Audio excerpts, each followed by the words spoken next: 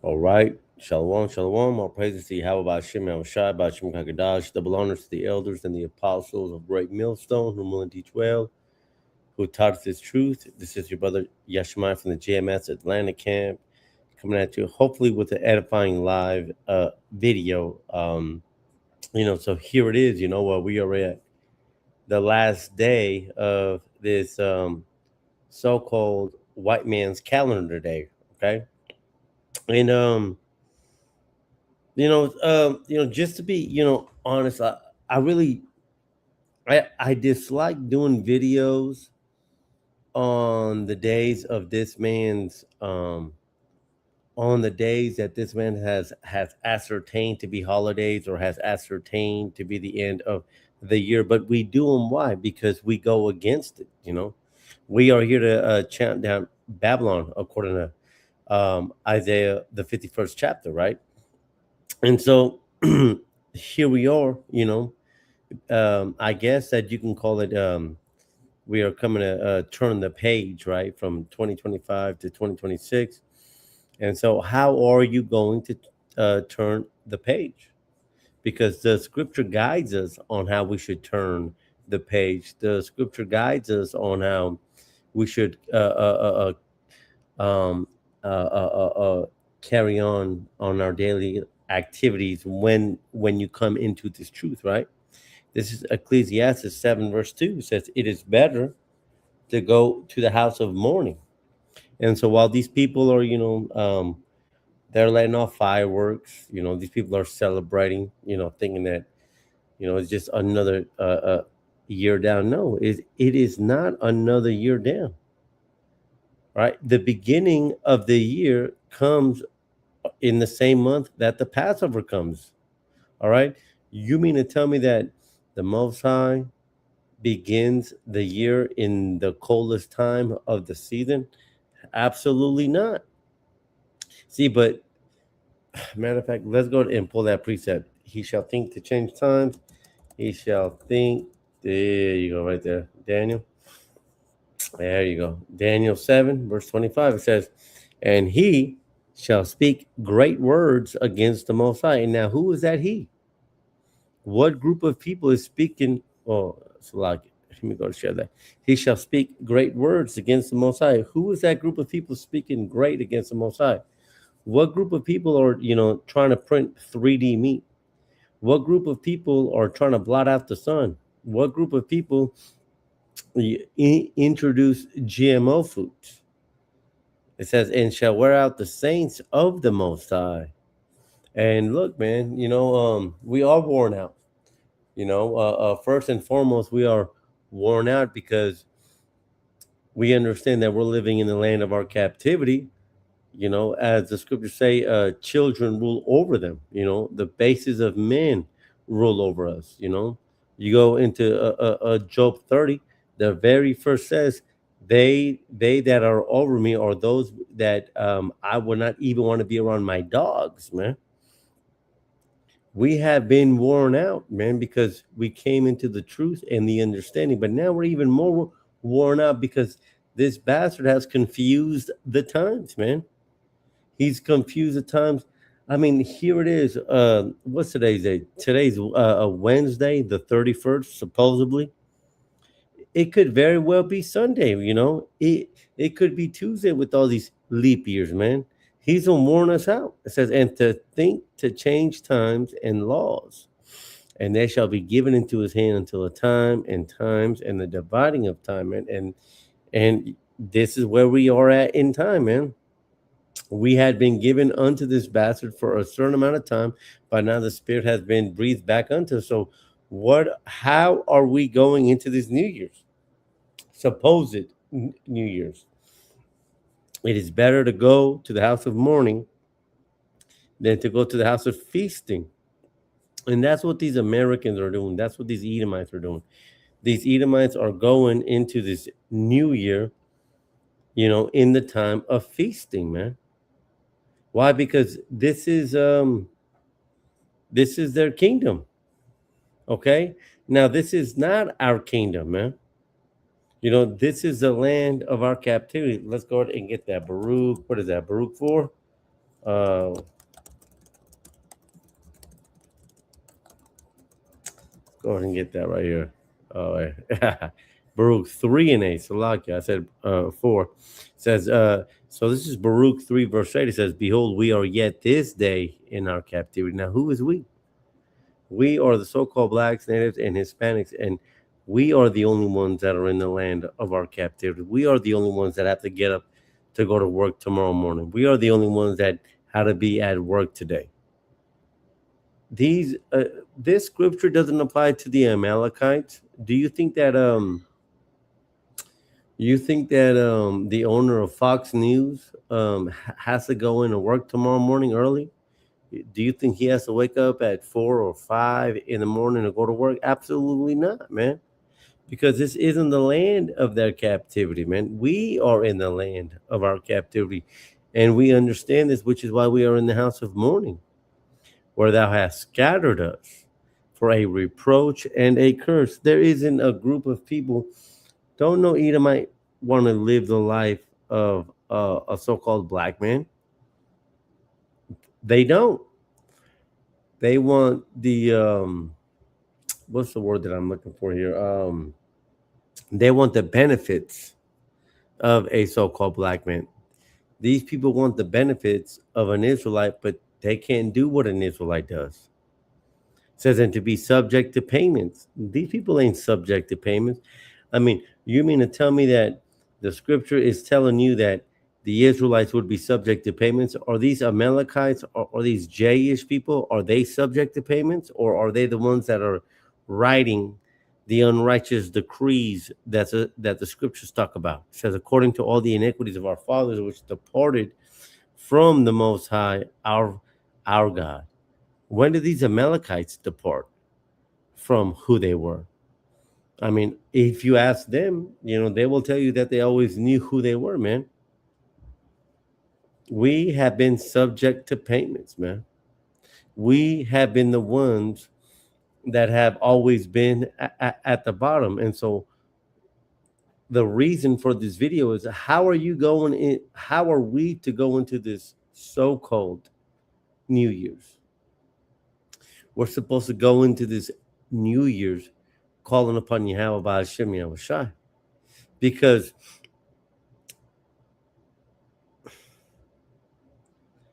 the world shows us, man.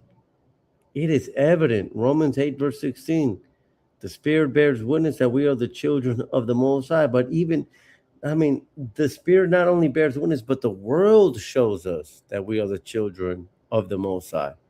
Matter of fact, let's get that. It shall be the first of the nations. You shall be the first of the nations, Amalek. Let's get that. Right here.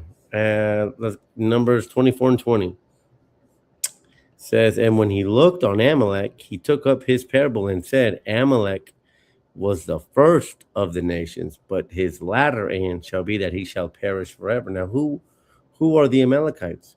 Who is the first of the nations? What group of people are at the first of everything that you see? Well, let's just do a quick Google search. Who owns the NBA? Now, most of us know that the NBA is most NBA players are so-called blacks, man. All right. Now, who owns the NBA?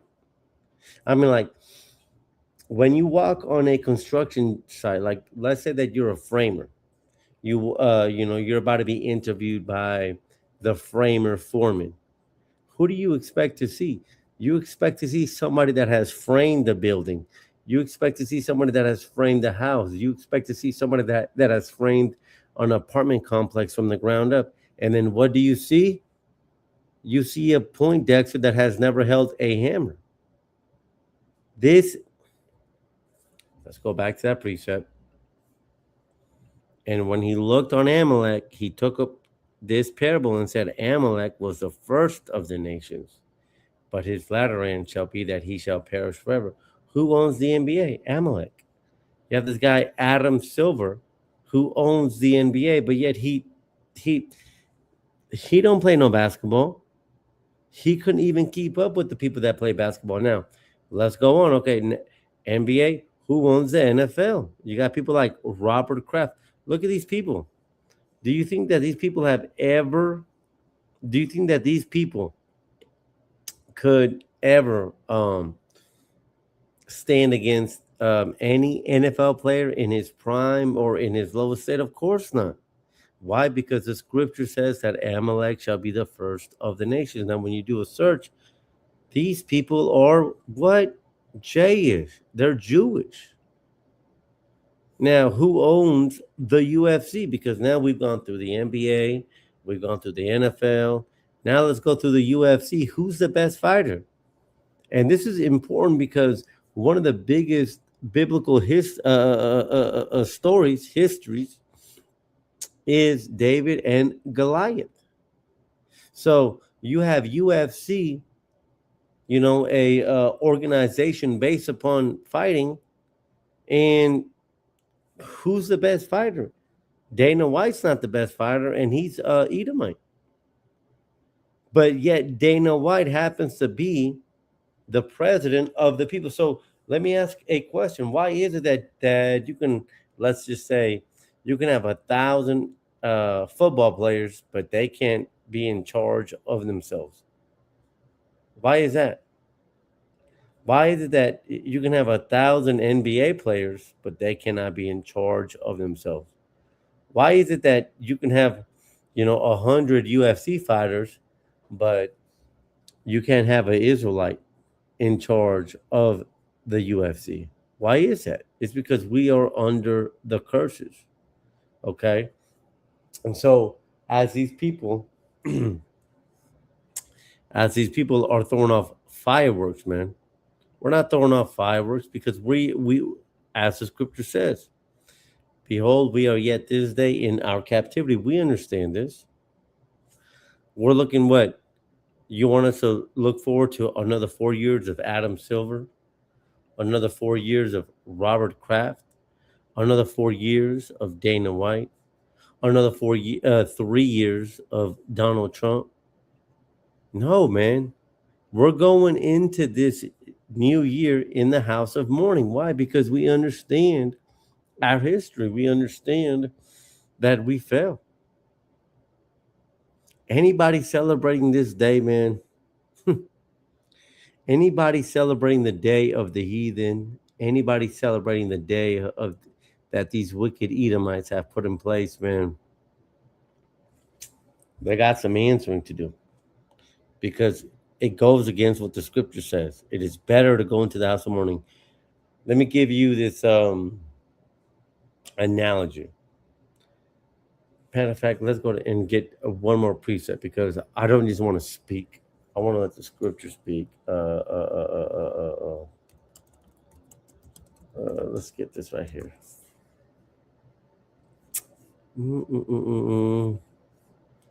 Zechariah 9 verse 12. Turn you to the stronghold, ye prisoners of hope. Even today do I declare that I will render double unto thee. And that's what we are. We're coming into this New Year's. We're not throwing no fireworks. We're coming into this new year understanding that we need deliverance. It's like would anybody in the right mind be happy about opening up another credit card? I mean, think about that. You're already $30,000 in debt per se. Now we're going to go $60,000 in debt. Is this really a time of celebration? The answer is no, man. We are these prisoners of hope. We are prisoners to this place. We are prisoners to our lot, as the scripture, told Daniel in the 12th chapter. In the end, you shall stand in thy lot. We are standing in our lot. We are playing the role that the Most High has put upon us. You mean to tell us that we got to be happy in the situation? Absolutely not. There is no happiness to come in this new year. What is to come in this new year is time. Time which is ruled through prophecy. Okay? Let's get that in Revelation, the 10th chapter. Revelation 10. Was it like 3, like 5 or 6, I think? Yeah, 6, right? It says, this is Revelation 10, verse 6. It says, and swear by him that liveth forever and ever, who created heaven and the things that therein are, and the earth and the things that therein are, and the sea and the things which are therein, that there should be time no longer. This is the, what is time? Well, when you go to Second Ezra, the ninth chapter, the very first verse says, measure thou the time diligently. How do we measure time? By the prophecies. We're not going into this new year under this Edomite calendar, man. We're going into this new year under prophecy. We are going into this new year under the rumors of wars and hopefully the MOTB. We are going into this New Year's praying that the Most High brings his judgment. I mean, as crazy as that sounds, because that's a whole nother video too, by the way. Because it's one thing to prophesy the downfall of Babylon, which is our duty, but it's a completely different topic and a completely different theme to be in Babylon while you're prophesying its downfall, man. We're coming into this new year prophesying the downfall of this whore. We're not coming into this new year throwing up fireworks. We're coming into this. Matter of fact, I'm ending off with that in the book of Jeremiah.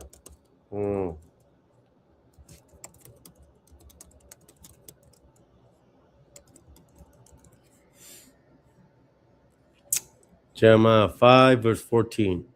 Wherefore thus saith Yahweh, Ba'ashem Yahushai, the God of hosts, because ye speak this word, behold, I will make my words in thy mouth fire, and this people wood, and it shall devour them. That's how we're coming into this New Year's. While these people are throwing up these fireworks, while these people are I don't know what that was. While these people are celebrating another year of Trump in the office, these people got to go, man. We are in the land. Think about it. Like, let me give you one worldly example.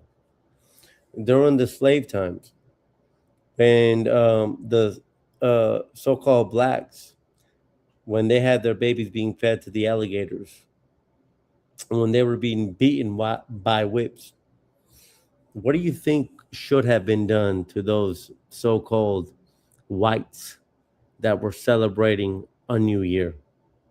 Anybody in their right mind, even Edomites, will tell you anybody celebrating slavery should be taken to justice. Of course, yeah, and we agree with that. But the very same thing is happening today.